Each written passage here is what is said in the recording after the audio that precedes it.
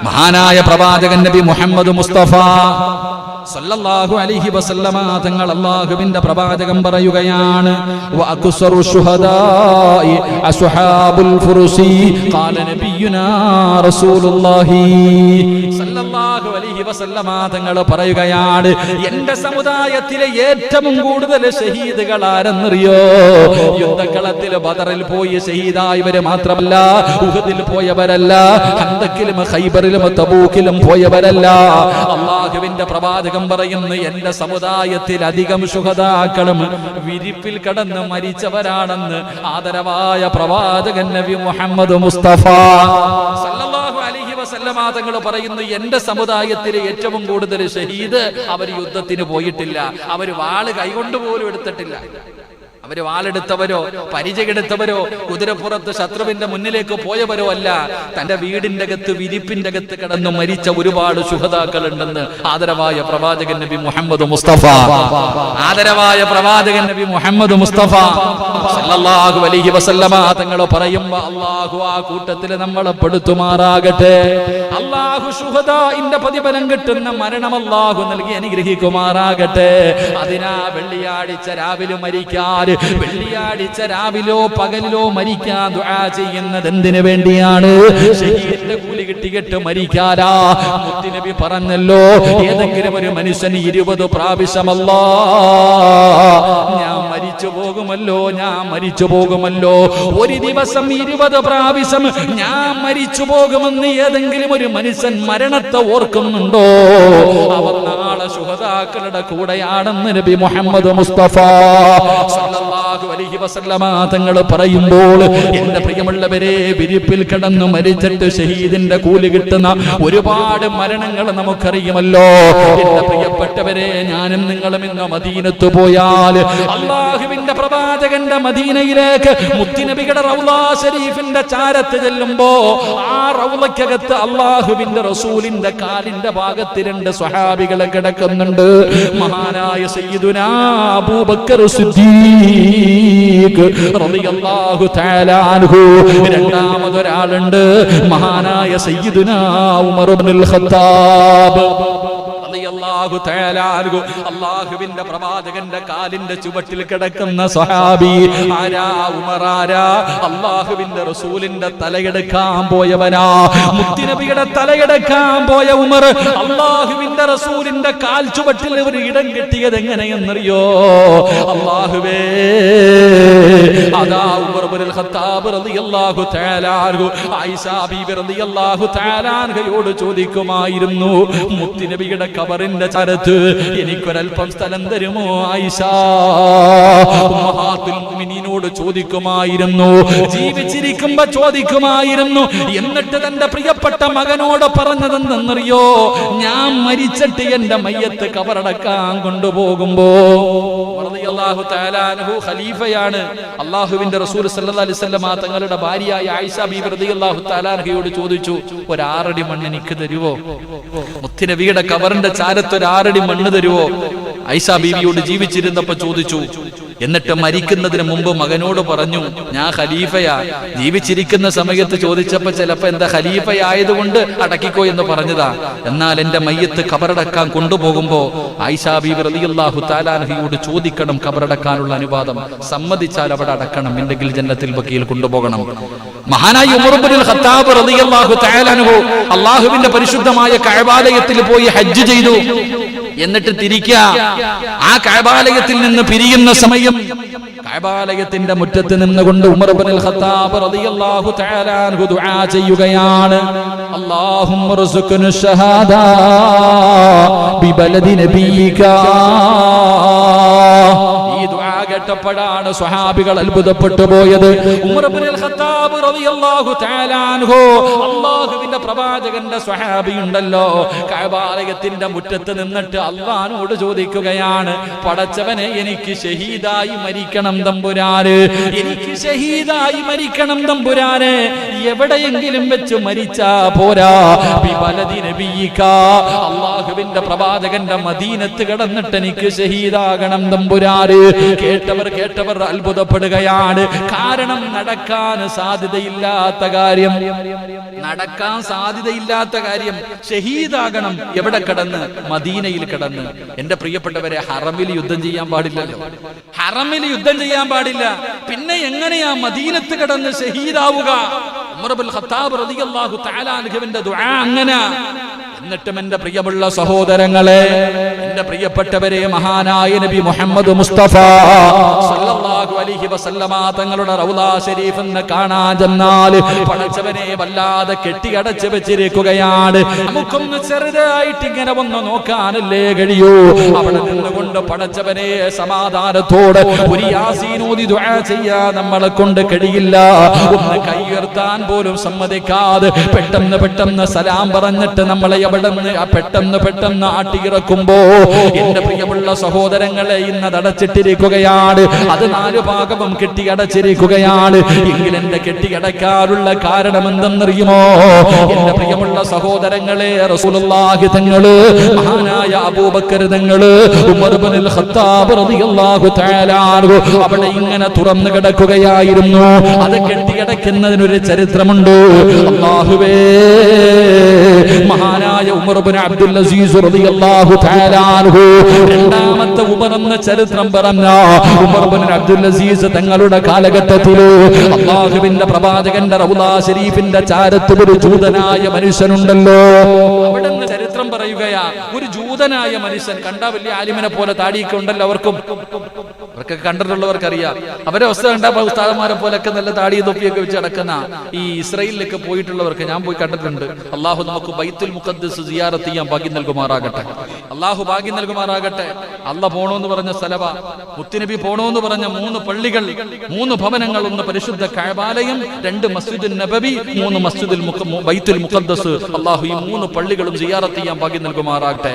എന്റെ പ്രിയപ്പെട്ടവരെ, ഒരു ജൂതനായ മനുഷ്യൻ ആദ്യമായിട്ട് പള്ളിയിൽ വരും.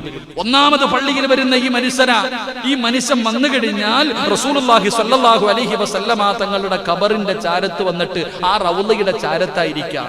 ഏറ്റവും അവസാനം പോകുന്നത് ഇദ്ദേഹം തന്നെ. ഒന്നാമത് വരും, എല്ലാവരും പോയിട്ട് ഏറ്റവും അവസാനമായി ചങ്ങാതി പോവാ. എന്റെ പ്രിയപ്പെട്ടവരെ, പണി എന്താ?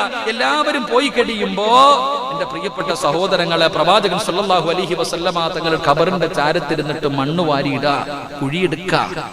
എന്റെ പ്രിയപ്പെട്ടവരെ, പ്രവാചകൻ സല്ലല്ലാഹു അലൈഹി വസല്ലമ തങ്ങളുടെ ആ ശറഫാക്കപ്പെട്ട ജനാസ ഇതിനകത്തുണ്ടെങ്കിൽ അത് എടുത്തു മാറ്റാനുള്ള പരിപാടിയിൽ ഇയാളിങ്ങനെ മണ്ണ് വാരി ഇതിനകത്തിട്ട് നിറയ്ക്കും. എന്നിട്ട് അവസാനം പോകും. ഇങ്ങനെ ദിവസങ്ങളായി ഇങ്ങനെ നടക്കുകയാണ്. അവസാനം അല്ലാഹുവിന്റെ പ്രവാചകൻ സല്ലല്ലാഹു അലൈഹി വസല്ലമ തങ്ങളുടെ ആ ശറഫാക്കപ്പെട്ട ജനാസയുടെ അടുക്കലേക്ക് മണ്ണെടുത്തെടുത്ത കുടി എത്താറായപ്പോ അല്ലാഹുവിന്റെ പ്രവാചകൻ സല്ലല്ലാഹു അലൈഹി വസല്ലമ തങ്ങൾ ഉമർ ഇബ്നു അബ്ദുൽ അസീസ് റളിയല്ലാഹു തആല അൻഹു മഹാനവറുകളുടെ സ്വപ്നത്തിൽ വന്നിട്ട് പറഞ്ഞു കൊടുക്കുന്നു, ഉമറേ, ആ മനുഷ്യനുണ്ടല്ലോ, എന്റെ ഖബറിന്റെ ചാരത്ത് വന്നിരിക്കുന്നവൻ ജൂതനാണ്. അവൻ എന്റെ മയ്യത്ത് അവിടെ നിന്ന് എടുത്തു മാറ്റാനുള്ള വഴിയാണ്. അതുകൊണ്ട് അവനെ പിടിക്കണേ, അവന് കൊടുക്കേണ്ട ശിക്ഷ കൊടുക്കണേ. അല്ലാഹുവിന്റെ പ്രവാചകൻ അവിടെ നിന്ന് ഉമർ ഇബ്നുൽ അബ്ദുൽ അസീസ് തങ്ങൾക്ക് അറിയിച്ചു കൊടുക്കുകയാണ്.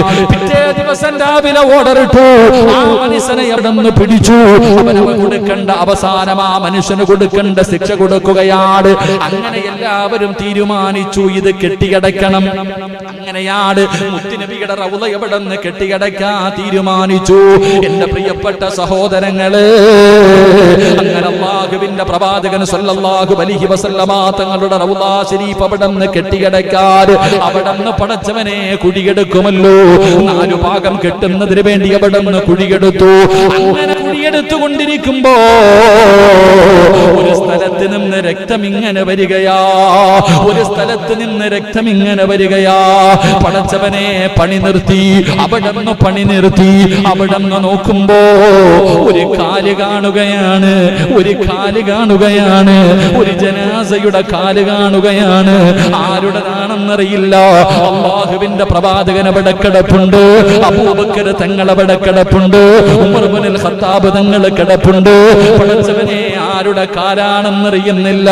അവിടെ നിന്നിങ്ങനെ മയ്യത്തിന്റെ കാലിൽ നിന്ന് രക്തം ഇങ്ങനെ പൊടിയുകയാ.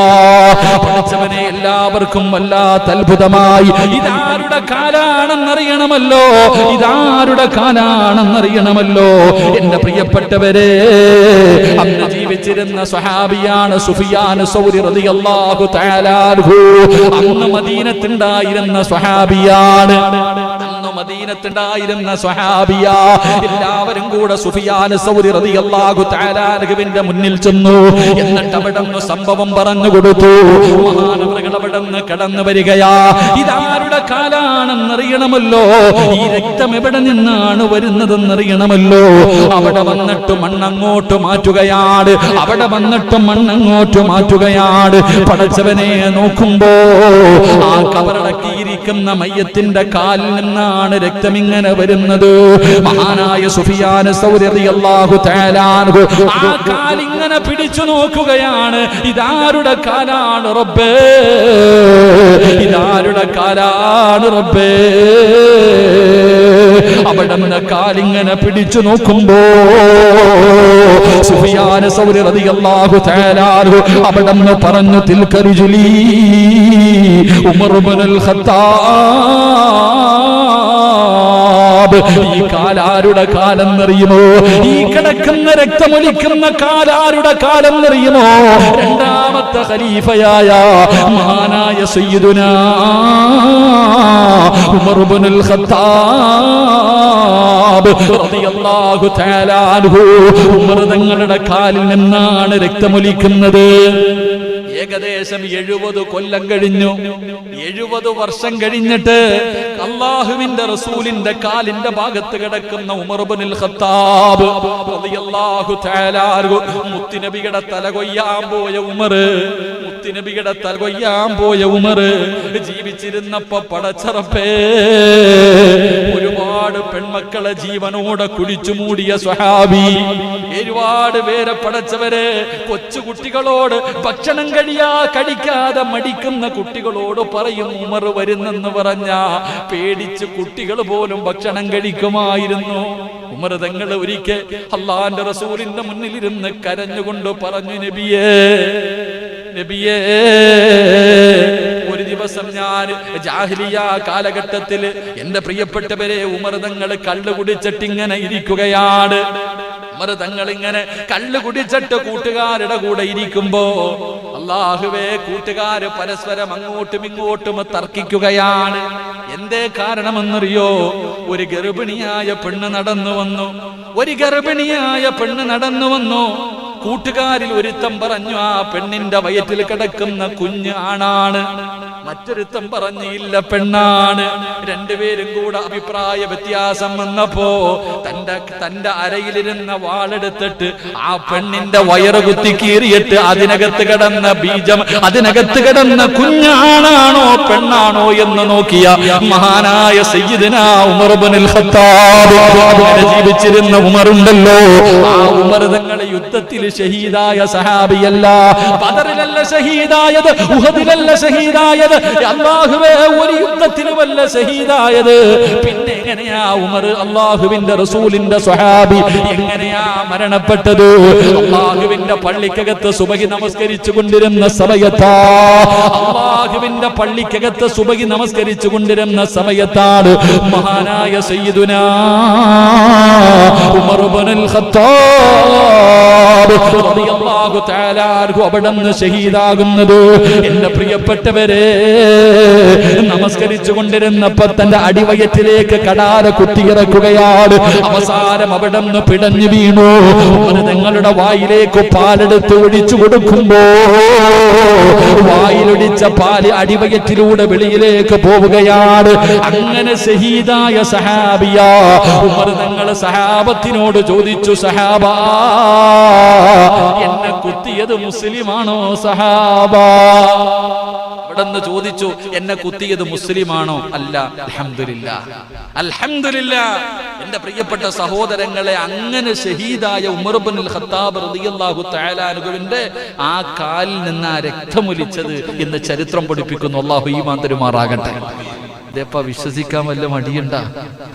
ഇതൊക്കെ വിശ്വസിക്കാൻ വല്ല മടിയുണ്ടോ? അള്ളാഹു നമുക്ക് ഈമാൻ തരുമാറാകട്ടെ. അതാണ് ഷഹീദ്, അതാണ് ഷഹീദ്. ആ ഷഹീദിന്റെ മഹത്വം അറിയണണ്ട എന്റെ പ്രിയപ്പെട്ട സഹോദരങ്ങളെ. പടുവൃദ്ധനായ മുടന്തനുള്ള അംർ ഇബ്നു ജമൂഹ് റളിയല്ലാഹു തആല അൻഹു നബിയുടെ വന്നിട്ട് പറയുന്നു, നബിയെ മക്കൾ അനുവദിക്കുന്നില്ല, നിങ്ങൾ പറഞ്ഞിട്ട് എന്നെ വിടണം. എന്തിന്? പെണ്ണെട്ടാനാ. എന്തേ ഉസ്താദെ, എന്റെ മക്കള് പെണ്ണെട്ടാൻ അനുവദിക്കണില്ല, ഭാര്യ മരിച്ചുപോയി, പാപ്പ വന്നിട്ട് പറയാ മക്കൾ അനുവദിക്കുന്നില്ല, ഒന്ന് പറഞ്ഞു റെഡിയാക്കാൻ. എന്നാൽ ഈ പ്രായം ചെന്ന സഹാബി, മുടന്തനായ സഹാബി റസൂലുള്ളാഹി തങ്ങളുടെ ചാരത്ത് വന്നിട്ട് പറയുന്നു, നബിയെ എനിക്ക് പോണം, നബിയെ യുദ്ധത്തിന് പോകണം, ഷഹീദാകണം. പ്രവാചകൻ പറഞ്ഞു, പ്രായമായില്ലേ, നിങ്ങൾക്ക് മുടന്തുണ്ടല്ലോ, നിങ്ങൾക്ക് പോണം നിർബന്ധം ഇല്ല നബിയെ, പോണം. എന്തുകൊണ്ട്? ഷഹീദിന്റെ പ്രതിഫലം. അവരുടെ മയ്യത്തുകൾ മണ്ണ് തിന്നാറില്ല, അവരുടെ മണ്ണ് അവരുടെ ശരീരം പുഴുക്കാറില്ല, അവർക്ക് നാളെ വിചാരണയില്ല. അവർ ഇന്നും എന്റെ പ്രിയപ്പെട്ടവരെ ഖബറിലാണെങ്കിലും അവരുടെ റൂഹുകൾ പച്ചക്കിളികളുടെ രൂപത്തിൽ അവർ അല്ലാഹു സുബ്ഹാനഹു വ തആല പടച്ചവന്റെ അർശിന്റെ താഴ്ഭാഗത്ത് ഇന്നും അവർ ജീവിച്ചിരിപ്പുണ്ട്. അവരുടെ റൂഹുകൾ അവർ ഭക്ഷണം കഴിക്കുന്നു എന്ന് മഹാനായ നബി മുഹമ്മദ് മുസ്തഫ സല്ലല്ലാഹു അലൈഹി വസല്ലമ തങ്ങൾ നമുക്ക് പഠിപ്പിച്ചു തരുന്നു.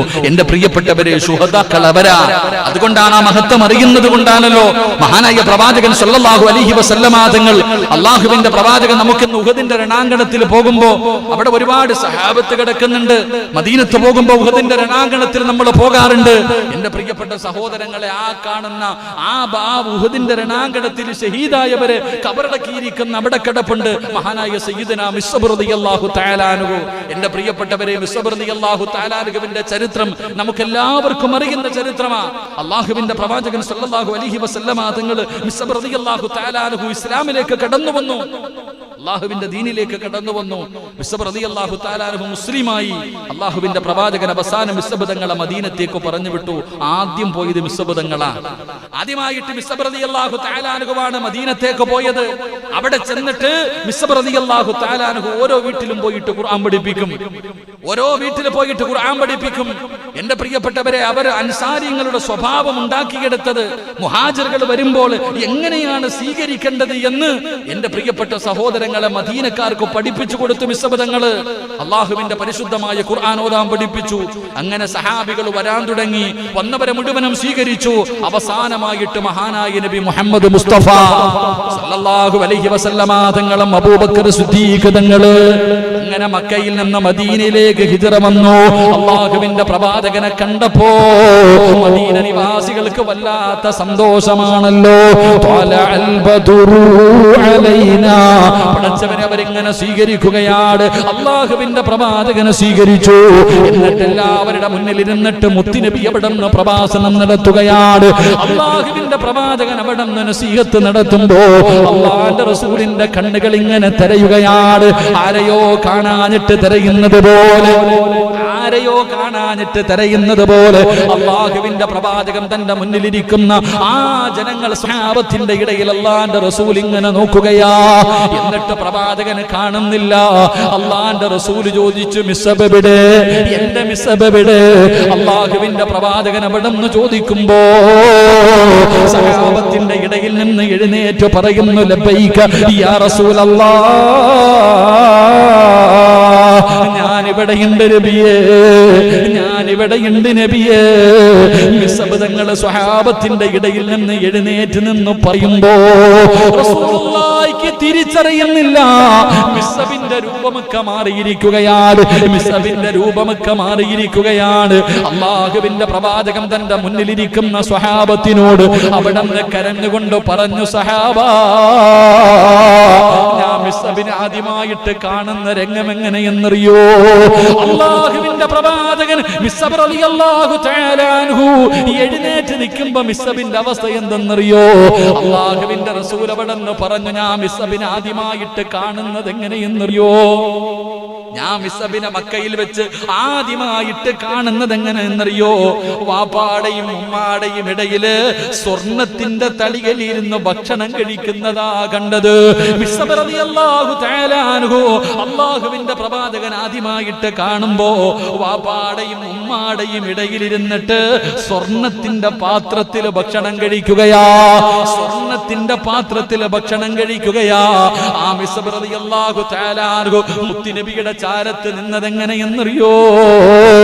എന്റെ പ്രിയപ്പെട്ട സഹോദരങ്ങളെ, ഒരാടിന്റെ തൊലിയുണ്ടല്ലോ, ഒരാടിന്റെ തൊലി ഇങ്ങനെ കമ്പിളിയായി പുതച്ചിരിക്കുകയാ. സ്വർണത്തിന്റെ തളികക്കകത്ത് ഭക്ഷണം കഴിക്കുന്ന മിസ്ബ് അല്ലാഹുവിന്റെ റസൂൽ മദീനത്ത് ചെന്നിട്ട് നോക്കുമ്പോ ഒരു കമ്പിളി പോലെ ആടിന്റെ തൊലി ഇങ്ങനെ, ആടിന്റെ തോലിങ്ങനെ പുതച്ചിരിക്കുകയാണ്. റബ്ബേ, പറന്നു പോകാതിരിക്കാൻ ഒരു വള്ളി കൊണ്ട് കെട്ടിവെച്ചിരിക്കുകയാ. സ്വർണത്തിന്റെ നൂലുകൊണ്ട് നെയ്ത വസ്ത്രം ധരിച്ച മിസ്ബ് പടച്ചവനെ മുത്തുനബി നോക്കുമ്പോ, അല്ലാഹുവിന്റെ റസൂൽ നോക്കുമ്പോ, പടച്ചവനെ പറന്നു പോകാതിരിക്കാൻ വള്ളി ഇങ്ങനെ കെട്ടിവെച്ചിരിക്കുകയാണ്. എന്റെ പ്രിയപ്പെട്ടവരെ, മിസ്ബ് റളിയല്ലാഹു തആല അൻഹുവിന് അല്ലാഹുവിന്റെ റസൂലിനെ വല്ലാത്ത ഇഷ്ടമാണ്. മുത്തുനബിയെ വല്ലാത്ത ഇഷ്ടമാണ്.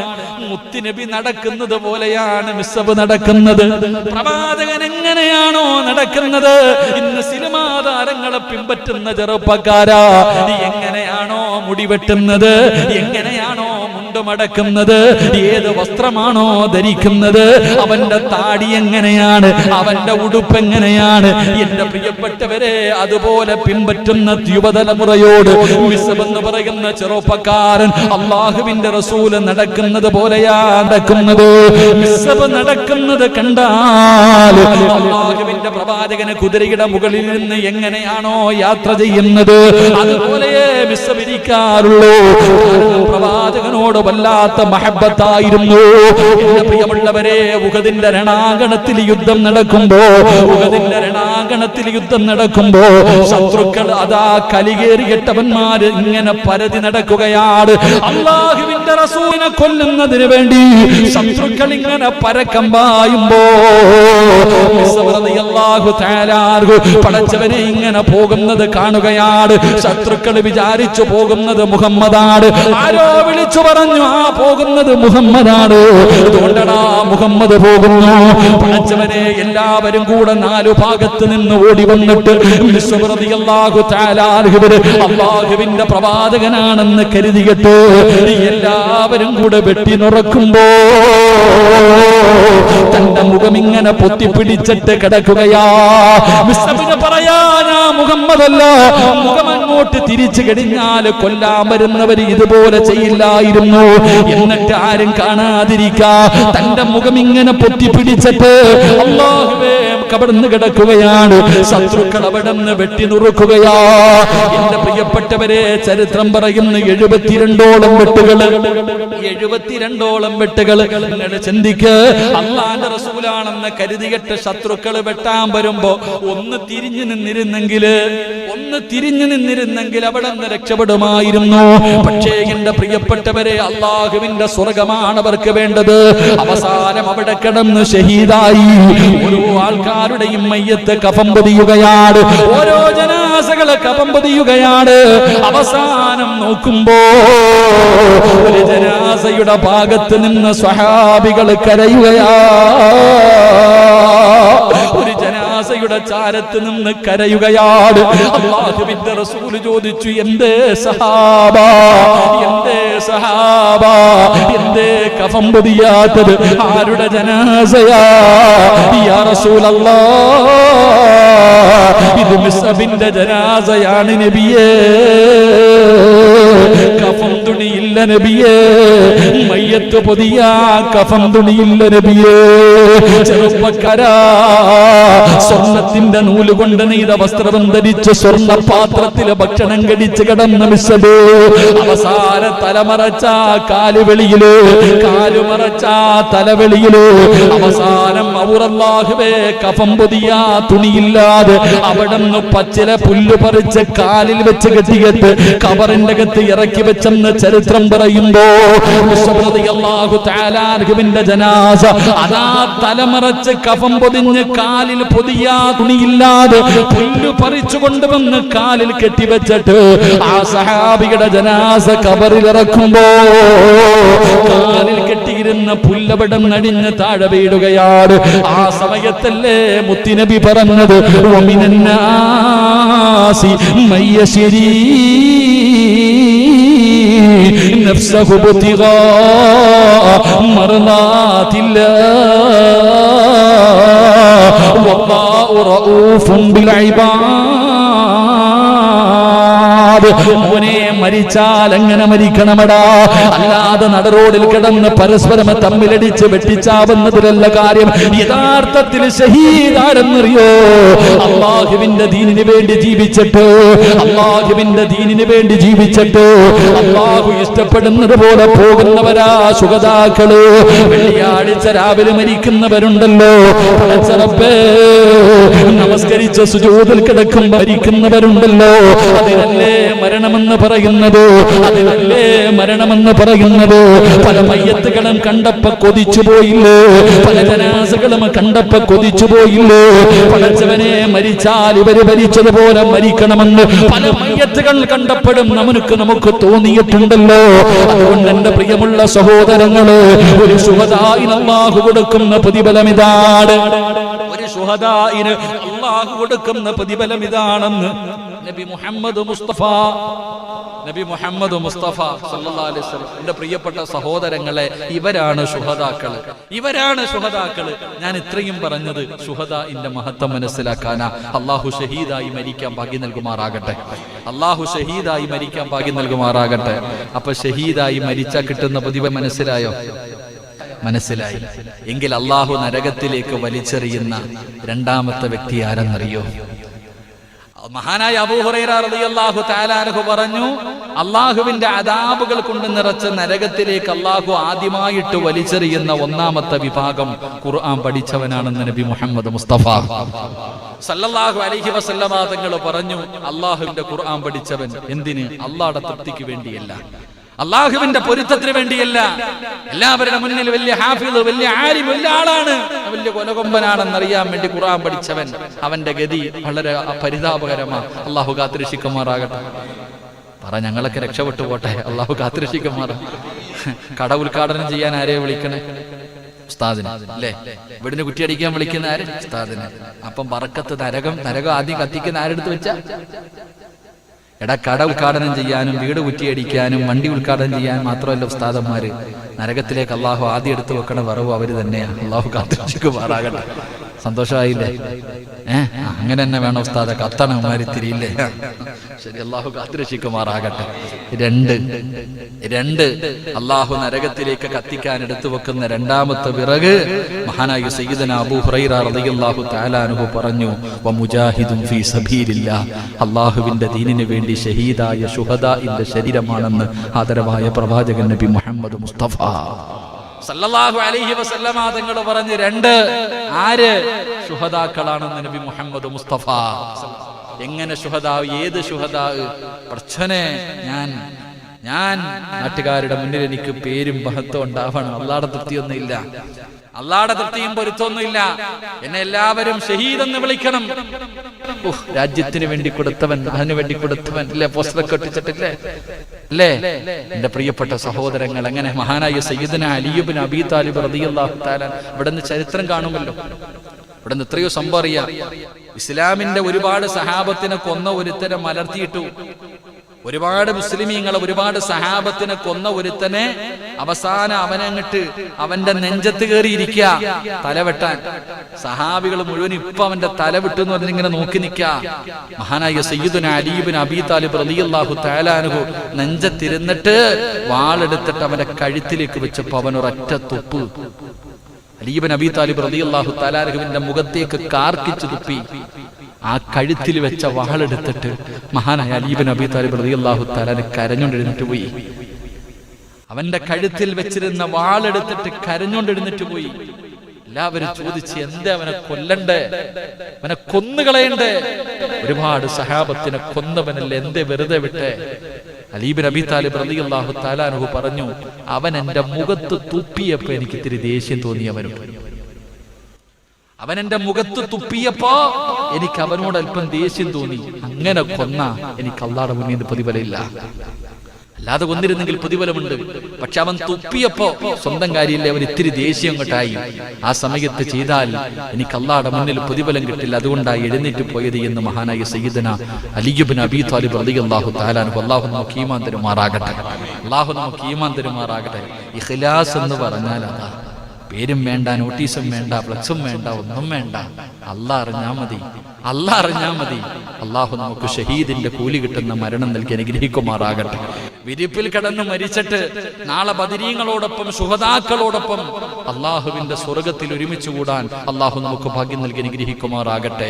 എന്റെ പ്രിയപ്പെട്ട സഹോദരങ്ങൾ, അതിനുവേണ്ടി പരിശ്രമിക്കേണ്ട കാര്യങ്ങൾ എന്താണ്? എന്റെ പ്രിയപ്പെട്ടവരെ, മരണത്തെ അധികമായിട്ട് ചിന്തിക്ക്. ഒരു ദിവസം 20 പ്രാവശ്യം മരിച്ചു പോകുമെന്ന് കരുതുന്നവന് ഷഹീദിന്റെ കൂലിയുണ്ട്. റസൂലുള്ളാഹി സ്വല്ലല്ലാഹു അലൈഹി വസല്ലമ തങ്ങൾ ആയിഷ ബീബി റളിയല്ലാഹു തആല അൻഹയ്ക്ക് പറഞ്ഞു കൊടുത്തതാ, ഒരു ദിവസം 20 പ്രാവശ്യം എന്ത് ചെയ്യണം?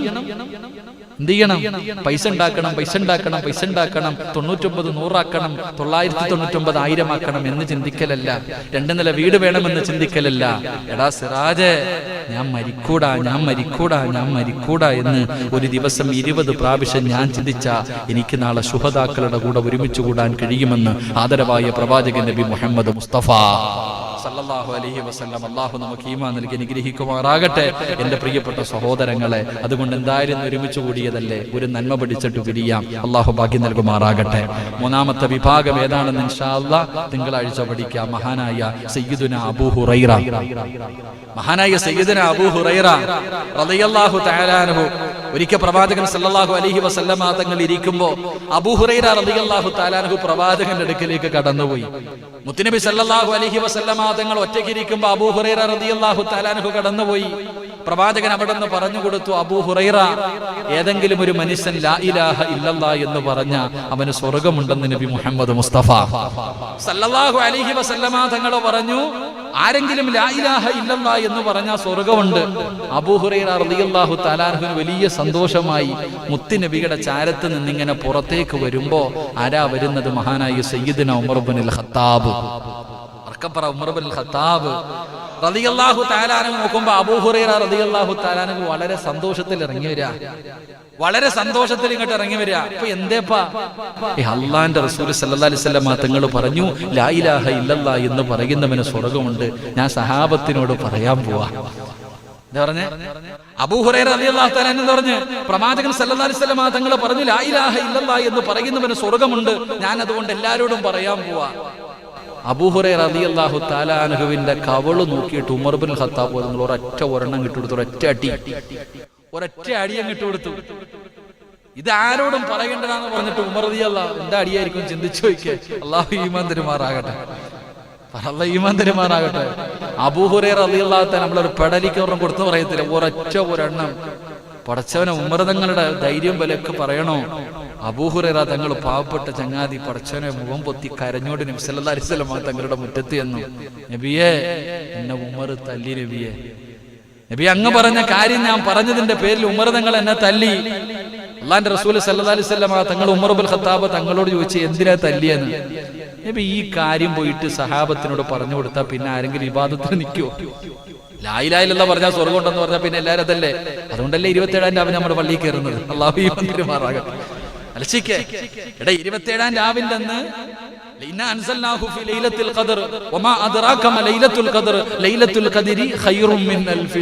ഖുർആൻ പറഞ്ഞു. അപ്പൊ റമളാൻ മാസത്തിലെ 27-ാം രാവിന്റെ അന്ന് ഉണ്ടാകാൻ സാധ്യതയുണ്ടെന്ന് പറഞ്ഞുകൊണ്ട് നമ്മൾ കയറണേ. അത് ഇന്ന ദിവസമാണെന്ന് പറഞ്ഞിരുന്നെങ്കിൽ ഈ ലോകത്ത് ഏതെങ്കിലും പള്ളി അന്നത്തെ ദിവസം കാര്യം ഉണ്ടാവുമോ? അള്ളാഹിക്ക് അറിയാം. നബി സല്ലല്ലാഹു അലൈഹി വസല്ലമ തങ്ങള് ജിബ്രീൽ അലൈഹിസ്സലാം വന്നിട്ട് പറഞ്ഞു കൊടുത്തു 27-ാം രാവ് ഇന്നത്തെ ദിവസമാണെന്ന്. പറയാൻ ഓടുമ്പോഴാ ഓടുന്ന വഴി രണ്ടോമാര് കടന്ന് തല്ലണേ. ഇത് പറയാൻ നബി സല്ലല്ലാഹു അലൈഹി വസല്ലമ തങ്ങൾ പോകുമ്പോ 2 സഹാബത്ത് വഴക്കൂടിക്കൊണ്ടിരിക്കുക. അങ്ങ് മറപ്പിച്ചളഞ്ഞു കുറച്ച്. കാരണം പറയണ്ട, കാരണം അറിഞ്ഞു കഴിഞ്ഞാൽ നമ്മളെല്ലാം അന്നേ കയറത്തുള്ളൂ. ബാക്കി 364 ദിവസം പുറത്ത്, ഒരു ദിവസം പള്ളിക്കകത്ത്. കാരണം വർഷങ്ങളോളം ഇബാദത്ത് ചെയ്ത കൂലി കിട്ടുമല്ലോ. അല്ലാഹു ഈമാൻ തരുമാറാകട്ടെ. ഈ പ്രാവശ്യം എല്ലാം വീട്ടിലായിരുന്നു, നമ്മൾ പള്ളിക്കകത്തിരുന്നിട്ടാ. അൽഹംദുലില്ലാഹ്. ഈ വർഷത്തെ 27-ാം രാവിന്റെ അന്ന് തന്നെയായിരുന്നു ലൈലത്തുൽ ഖദർ. കാരണം അന്ന് ഒരുപാട് അടയാളങ്ങൾ ഉണ്ടായിരുന്നു. ലൈലത്തുൽ ഖദർ ഉണ്ടാകുന്നതിന് ചില അടയാളങ്ങൾ ഉണ്ടായിരുന്നു. അന്ന് ആരും ഇല്ലായിരുന്നു, എല്ലാം പോയി. വിഷയമില്ല. അവസാനം ഞാൻ ഉണ്ടായിരുന്നു, മുസമ്മിൽ ഉസ്താദ് ഉണ്ടായിരുന്നു, സലീം ഉസ്താദിന്റെ 2 ഉസ്താദുമാർ, വേറെ ആരും ഇല്ല, എല്ലാവരും പോയി. വീട്ടിലെങ്കിലും ഇരുന്നവരുടെ കൂട്ടത്തിൽ അള്ളാഹു നമുക്ക് ലഭിച്ചവർ നമ്മളെ പെടുത്തി അനുഗ്രഹിക്കുമാറാകട്ടെ. ഇവങ്ങനെ ഈ പ്രാവശ്യം എല്ലാം കൊറോണയുടെ പേരിലായിരുന്നു. അപ്പൊ ഞാൻ എന്താ പറഞ്ഞ് ഉമർ തങ്ങളോട് ചോദിച്ച് എന്തിനാ തല്ലിയേ? നബി ഇത് പോയിട്ട് പറഞ്ഞു കൊടുത്ത ജനങ്ങൾ ഇബാദത്തിൽ അലസത കാണിക്കുമല്ലോ, അതുകൊണ്ടാണ്. റസൂലുള്ളാഹി തങ്ങൾ പറഞ്ഞു കുഴപ്പമില്ല. സല്ലല്ലാഹു അലൈഹി വസല്ലം തങ്ങൾ പറഞ്ഞു കുഴപ്പമില്ല, അടിച്ചതിന് ഇപ്പൊ കുറ്റം പറയാൻ പറ്റത്തില്ലല്ലോ, ശരിയാണല്ലോ. എന്റെ പ്രിയപ്പെട്ട സഹോദരങ്ങളെ, മഹാനായ ഉമർ ഇബ്നു ഖത്താബ് റളിയല്ലാഹു തആല അൻഹു ചെയ്തതിന് പ്രവാചകൻ കുറ്റപ്പെടുത്തിയില്ല. എന്നാൽ മഹാനായ അബൂ ഹുറൈറ റളിയല്ലാഹു തആല അൻഹു മഹാനായ നബി മുഹമ്മദ് മുസ്തഫ സല്ലല്ലാഹു അലൈഹി വസല്ലമ തങ്ങൾ വഫാത്തിന്റെ വേളയിൽ കിടക്ക മരണത്തിന്റെ സമയം മുത്തനബി സല്ലല്ലാഹു അലൈഹി വസല്ലമ തങ്ങൾ മരണത്തിന്റെ വേളയിൽ കിടക്കുമ്പോ മഹാനായ സയ്യിദന അബൂ ഹുറൈറ റളിയല്ലാഹു തആല അൻഹുവിനെ അടുത്ത് വിളിച്ചിട്ട് പറഞ്ഞു, അബൂ ഹുറൈറ, 3 കാര്യം നീ മുടങ്ങാതെ ചെയ്യണമെന്ന് മഹാനായ നബി മുഹമ്മദ് മുസ്തഫ സല്ലല്ലാഹു അലൈഹി വസല്ലമ തങ്ങൾ അവിടുന്ന് മരണത്തോട് മല്ലടിക്കുന്ന അവസാന സമയമുണ്ടല്ലോ, അല്ലാഹുവിന്റെ പ്രവാചകന്റെ മുന്നിലേക്ക് മഹാനായ സയ്യിദുനാ അബൂ ഹുറൈറ റളിയല്ലാഹു തആല അൻഹു കടന്നു ചെല്ലുമ്പോൾ അല്ലാഹുവിന്റെ റസൂൽ അവിടുന്ന് പറഞ്ഞു, അബൂ ഹുറൈറ, നിനക്ക് 3 നന്മ ഞാൻ പറഞ്ഞു തരട്ടെ, നിനക്ക് 3 നന്മ ഞാൻ പറഞ്ഞു തരട്ടെ.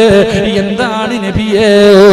റസൂലുള്ളാഹി പറഞ്ഞു കൊടുത്തു, അബൂ ഹുറൈറ, ഈ 3 കാര്യം നീ മുറുകെ പിടിക്കണേ, മുടങ്ങാതെ നിന്റെ ജീവിതത്തിൽ ചെയ്യണേ എന്ന് ആദരവായ പ്രവാചകൻ നബി മുഹമ്മദ് മുസ്തഫ സല്ലല്ലാഹു അലൈഹി വസല്ലമ തങ്ങൾ വഫാത്തിന്റെ മുമ്പ് അവിടുന്ന് ചോദിച്ചു, അബൂ ഹുറൈറ, ഒരു 3 നന്മ ഞാൻ നിനക്ക് പറഞ്ഞു തരാം, നീ അത് നിന്റെ ജീവിതത്തിൽ ചെയ്യണം, അള്ളാഹു ചെയ്യാൻ ഭാഗ്യം നൽകുമാറാകട്ടെ.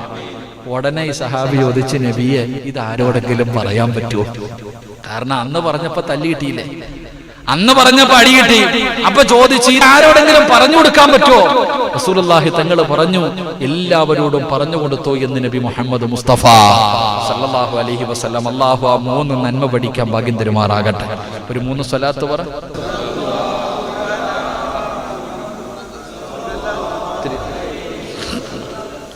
അള്ളാഹു സ്വീകരിക്കുമാറാകട്ടെ. അപ്പൊ അബൂ ഹുറൈറ റളിയല്ലാഹു തആല അൻഹു ചോദിച്ചു, നബി ഇത് പറഞ്ഞു കൊടുക്കാവോ? എല്ലാവരോടും പറഞ്ഞു കൊടുത്തു. ഞാൻ പഠിച്ചു, ഞാൻ നിങ്ങൾക്ക് പറഞ്ഞു തരിക. അള്ളാഹു ജീവിതത്തിൽ ചെയ്യാൻ ഭാഗ്യം തരുമാറാകട്ടെ. വലിയ ആനക്കാരിയൊന്നുമല്ല, പറ ഇൻഷാ അല്ലാഹ്.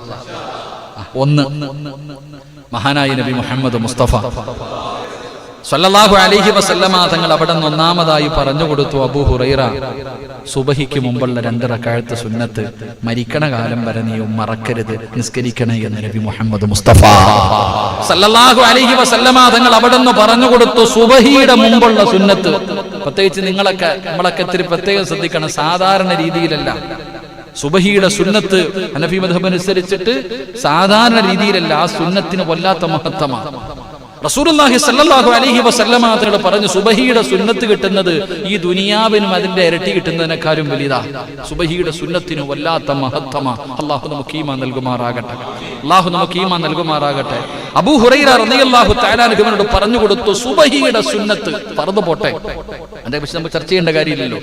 സുബഹിയുടെ സുന്നത്ത് നിർബന്ധമായിട്ടും മുടങ്ങാതെ നീ നിസ്കരിക്കണേ എന്ന് നബി മുഹമ്മദ് മുസ്തഫ വല്ലാത്ത മഹത്വമുള്ളതാ. അതുകൊണ്ട് സഹോദരങ്ങളെ, പള്ളിയിലേക്ക് നമ്മളെ സംബന്ധിച്ചിടത്തോളം പള്ളിയിൽ വരുമ്പോ ഇമാമ് കൈകെട്ടി, എന്റെ പ്രിയപ്പെട്ട സഹോദരങ്ങളെ, ഇമാമ് കൈകെട്ടി നിസ്കരിച്ചുകൊണ്ടിരിക്കുന്നു. പക്ഷേ പള്ളിയിൽ കയറി വന്ന ആള് സുന്നത്ത് നിസ്കരിച്ചില്ല എങ്കിൽ എന്ത് ചെയ്യണം?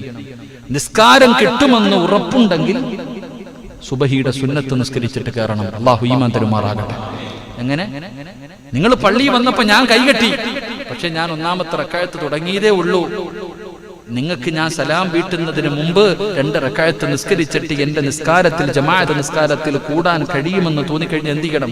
ഓടി വന്നിട്ട് കെട്ടലല്ല, 2 റക്അത്ത് സുബഹിയുടെ സുന്നത്ത് നിസ്കരിക്കണം, എന്നിട്ട് വന്ന് ജമാഅത്തിൽ കൂടണം. അല്ലാഹു നമുക്ക് ഈമാൻ തരുമാറാകട്ടെ, അല്ലാഹു ഈമാൻ തരുമാറാകട്ടെ. കാരണം വല്ലാത്ത മഹത്വം. റസൂലുള്ളാഹി തങ്ങൾ പറഞ്ഞു, ഐസ ബീബി റളിയല്ലാഹു തആല റിപ്പോർട്ട് ചെയ്യുന്ന ഹദീസ്, ദുനിയാവും അതിന്റെ ഇരട്ടി കിട്ടുന്നതിനേക്കാളും സന്തോഷമാണ് സുബഹിയുടെ സുന്നത്ത് നിസ്കരിക്കുക. അല്ലാഹു ഈമാൻ തരുമാറാകട്ടെ. ഒരുപാട് രോഗങ്ങൾക്കുള്ള മരുന്ന്, പുറത്തു പറയാൻ മടിക്കുന്ന ചില രോഗങ്ങളുണ്ട്. അമിതം പേരും പുറത്തു പറയാൻ മടിക്കുന്ന ഒരു രോഗമുണ്ട്, ചില രോഗങ്ങൾ. അങ്ങനാണല്ലോ മലദ്വാരത്തിൽ വരുന്ന പല പല രോഗങ്ങൾ, പൈൽസ്, ഫിസ്റ്റുല, ഇങ്ങനെയൊക്കെ പറയുന്ന ചില രോഗങ്ങളുണ്ട്.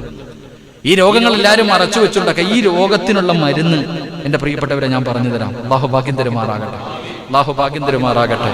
എന്റെ പ്രിയമുള്ള സഹോദരങ്ങളെ, സുബഹിയുടെ സുന്നത്ത് നമസ്കാരത്തിൽ ഒന്നാമത്തെ റക്അത്തിൽ അലം നശ്റഹ് ലക സദറക എന്ന് പറയുന്ന സൂറത്ത് ഓതണം. ഒന്നാമത്തെ റക്അത്തിൽ അലം നശ്റഹ് എന്ന് പറയുന്ന സൂറത്ത്. എന്നിട്ട് അതേ റക്അത്തിൽ തന്നെ ഖുൽ യാ അയ്യുഹൽ കാഫിറൂൻ. ഒരേ റക്അത്തിൽ എന്റെ പ്രിയപ്പെട്ട സഹോദരങ്ങളെ, ഹദീസിന്റെ കിതാബുകളിൽ കാണാം, ഇവിടെ പറഞ്ഞു തരുന്നു പല രോഗങ്ങൾക്കുള്ള മരുന്ന്. സുബഹിയുടെ ഒന്നാമത്തെ റക്അത്തിൽ അലം തറ കൈഫ അലം നശ്റഹ് എന്ന് പറയുന്ന സൂറത്ത്, 2 സൂറത്തുൽ കാഫിറൂൻ, 2 സൂറത്ത് ഒരു റക്അത്തിൽ ഓതണം. എന്നിട്ട് രണ്ടാമത്തെ റക്അത്തിൽ എന്റെ പ്രിയപ്പെട്ട സഹോദരങ്ങളെ, അലം തറ കൈഫ ഫഅല റബ്ബുക ബി അസ്ഹാബിൽ ഫീൽ എന്ന് പറയുന്ന സൂറത്ത്, സൂറത്തുൽ ഇഖ്ലാസ്, ഖുൽ ഹുവല്ലാഹു അഹദ്. ഈ 2 സൂറത്തുകൾ ഓതിയിട്ട് നിസ്കരിച്ചാൽ പല രോഗങ്ങൾക്കും അത് ശിഫയുണ്ടെന്ന് ഹദീസിന്റെ കിതാബിൽ കാണാം. അല്ലാഹു ഈമാൻ തരുമാറാകട്ടെ. അല്ലാഹു ഈമാൻ തരുമാറാകട്ടെ.